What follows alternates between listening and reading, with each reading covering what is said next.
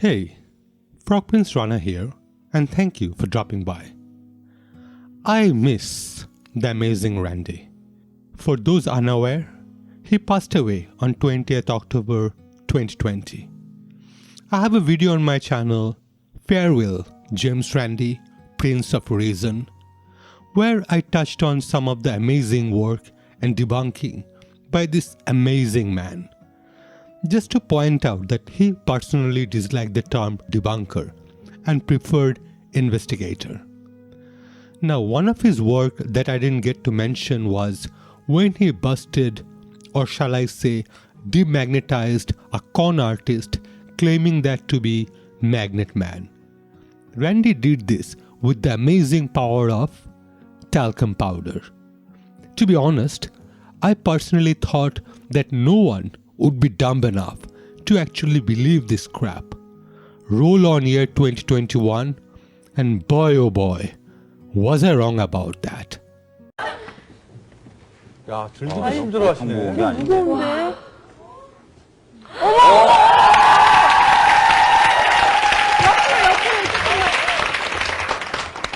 천천히. 문제 없대요. 됐습니다. 뭐야? 파우더인가? 이거 뭔지 아시겠어요? I'm going to ask the challengers to put the powder on their hands and on their chests and then make the object stay there. 캔디씨께서 체크하시길 바랍니다.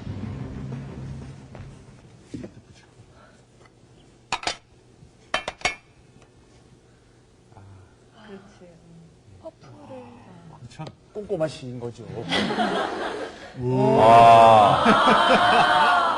지금 여러분 차이를 발견하셨죠? 손에 묻혀서 바르는 것이 아니고 시간이 경과했습니다. 조금 안 발랐는데 1m니까. 근데 어느 정도의 도저히 붙질 않습니다, 지금. 예. 일단 임유승 씨의 경우는 도전 실패. 예. 수고하셨습니다.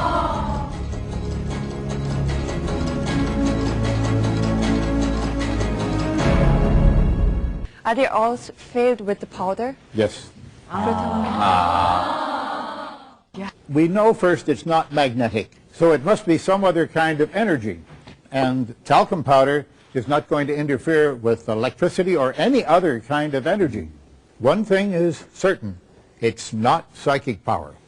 한 가지 확실한 것은 그건 절대 Earlier this week, we had Dr. Tenpenny, a doctor from Cleveland and anti-vaxxer, told lawmaker that the vaccine magnetizes people and interferes with 5G cellular tower. She also claimed that more than 5,000 people had died in the USA as a result of vaccines. But there is no evidence supporting that claim. And some of the information that I think had been discussed on your podcast related to EMF frequencies. That was a thought. And it was, because right now we're all kind of hypothesizing. I mean, what is it that's actually being transmitted that's causing all of these things? Is it a combination of the protein, which now we're finding has a metal attached to it? I'm sure you've seen the pictures all over the internet of people who've had these shots and now they're magnetized. They can put a key on their forehead, it sticks. They can put spoons and forks all over them and they can stick. Because now we think that there's a metal piece to that. There's been people who've long suspected that there was some sort of an interface, yet to be defined, an interface between what's being injected in these shots and all of the 5G towers. Not proven yet, but we're trying to figure out what is it that's being transmitted to these unvaccinated people that are causing health problems. Ms. Tenpenny was referring to the Vaccine Adverse Event Reporting System, which is a self-reported database intended to track medical incidents tied to vaccine use. Often used by anti-vaxxers to justify the opposition to the vaccines, VAERS itself says it should not be used as a primary source for determining whether or not a death was caused by a vaccine. The report may contain information that is incomplete, inaccurate, coincidental, or unverifiable. In large part, reports to VAERS are voluntary, which means they're subject to biases. This creates specific limitations on how the data can be used scientifically. Data from VAERS report should always be interpreted with these limitations in mind, the disclaimer reads. To prove that point, in 2015, Dr. James R. Laidler wrote, "The chief problem with the VAERS data is that reports can be entered by anyone and are not routinely verified. To demonstrate this, a few years ago, I entered a report that an influenza vaccine had turned me into the Hulk. The report was accepted and entered into the database. Because the reported adverse event was so unusual," Laidler wrote, "a representative of VAERS contacted me. After a discussion of the VAERS database and its limitations, they asked for my permission to delete the record, which I granted. If I had not agreed, the record would be there still, showing that any claim can become part of the database, no matter how outrageous or improbable." Miss Tenpenny is also one of the Disinformation Dozen or super spreader. These are the people who are responsible to spread 65% of misinformation regarding vaccine. This data is from the Center of Countering Digital Hate, CCDH, who analyzed more than 812,000 Facebook and Twitter vaccine-related posts. Another person in this group that have been featured in my other videos would be Mr. Rashid Buttar. And when I say featured, I mean not in a good way. According to the Centers of Disease Control and Prevention, receiving a COVID-19 vaccine will not make you magnetic, including at the site of vaccination, which is usually your arm. COVID-19 vaccine do not contain ingredients that can produce an electromagnetic field at the site of your injection. All COVID-19 vaccines are free from metals such as iron, nickel, cobalt, lithium, and rare earth alloys, as well as any manufactured products such as microelectronics, electrodes, carbon nanotubes, and nanowire semiconductors. In addition, the typical dose for a COVID-19 vaccine is less than 1 milliliter, which is not enough to allow magnets to be attracted to your vaccination site, even if the vaccine was filled with a magnetic metal.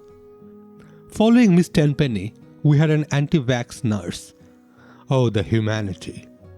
On floor of the Ohio State House on Thursday, after trying unsuccessfully to prove that the coronavirus vaccine makes people magnetic. Let's have a look at that clip. I would suggest looking at the lady behind her wearing Yes to HB248 t-shirt, meaning they would theoretically be allies. Her face is priceless. Yes, vaccines do harm people. By the way, so I just found out something when I was on lunch and I wanted to show it to you. We were talking about Dr. Tenpenny's testimony about magnetic vaccine crystals. So this is what I found out. So I have a key and a bobby pin here. Explain to me why the key sticks to me. It sticks to my neck too. I got this. Yeah, so if somebody can explain this, that would be great. Any questions? Obviously, there are many hilarious Twitter posts. I especially love the bunny post. It is damn funny. Just a quick explanation of what is happening. Almost anyone, vaccinated or not, could stick a key to their skin due to capillary action and the weight of the key being spread across the surface of the body. We have factors like sweat and not having hairy skin, and as Randy showed, talcum powder would show exactly what would happen without those factors. At the same time, I should mention Liew Thow Lin, sorry for butchering the name, of Malaysia, was known as the Magnet Man because he had the ability to stick metal objects to his body. Liew performed in many charity events showing his ability. Now to clarify, this ability was not due to any source of magnetism. scientists from Malaysia's University of Technology found no magnetic field in Lin's body, but did determine that his skin exhibited very high levels of friction, providing a suction effect. The trait appears to be genetic, appearing in Lin's 3 grandchildren. Now, to throw in my hat in the ring, I have the same problem. In fact, so much so, my old floppies had stopped working. Thanks Buddha that we had stopped using cassette player. Think of all the heartaches. To show you my problem, first let's look at some English coins. I'll try to keep the coins in frame during the whole process with no cuts or special effect. The same would apply to everything you're about to see. First, let's use a pencil to show that these coins are not magnetic to start with. As you can see and hear, they are not attracted to each other in any way. Now once I pick this up, obviously they will partly become magnetized, and voila! You can see how these are now attracted to each other. Pretty cool and a bit scary, right?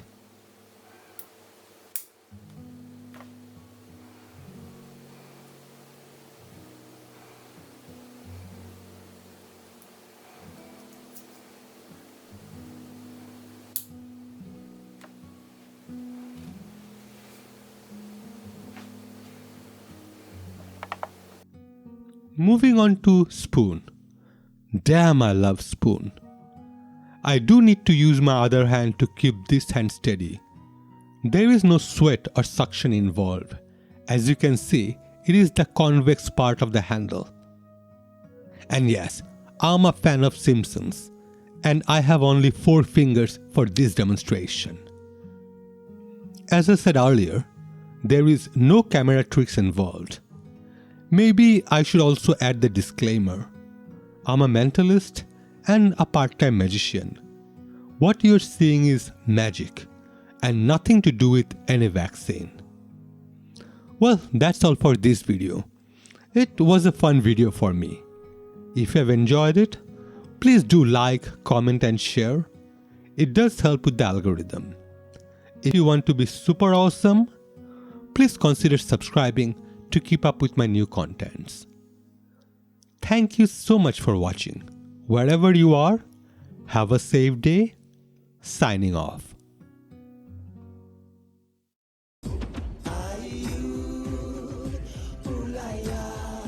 We are one.